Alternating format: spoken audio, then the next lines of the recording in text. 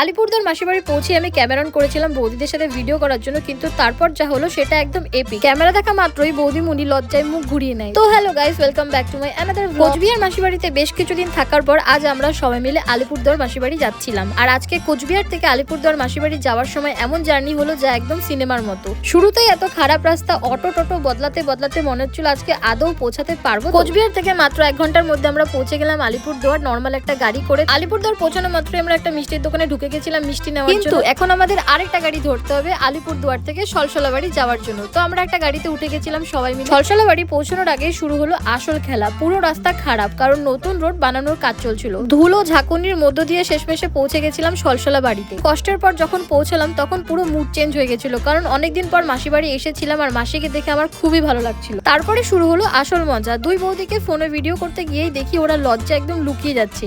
এই মুহূর্তগুলো এত ফানি ছিল যে হাসতে হাসতে আমরা শেষ হয়ে গেছি। দুই দাদার ছোট ছেলে মেয়েদের কিউটনেস আমার পুরো দিনটাই স্পেশাল করে দিয়েছিল, কারণ এদের সাথে আমার অনেক দিন পর দেখা আর এত ভালো লাগছিল এদের সাথে থাক, যেন মনে হচ্ছে আমি নিজে একটা ছোট বাচ্চা হয়ে গেছি। আর এখানে 3 বোন একসাথে হওয়া মাত্র শুরু হয়ে গেছিল বিভিন্ন ধরনের গল্প। এর মধ্যেই বৌদি সবার জন্য নিয়ে চলে আসে কোল্ড ড্রিঙ্কস আর কুরকুরে। এদিকে আমার ছোট্ট ভাস্তার খেলনাগুলি দেখে হঠাৎ ছোটবেলার কথা মনে পড়ে গেল। মনে হচ্ছিল এই খেলনাগুলি নিয়েই তো একদিন আমাদেরও পুরো দুনিয়া ছিল। এসে সবাই মিলে ভাতটা তারও অনেক খাওয়া দাওয়া করলাম। তো বন্ধুরা, আজকের এই দিনটি শুধু একটা ট্রিপ না, পুরনো স্মৃতি আর নতুন আনন্দে ভরা একটা সুন্দর। ভিডিওটি ভালো লাগলে অবশ্যই সাবস্ক্রাইব করে পাশে থেকো। Bye bye.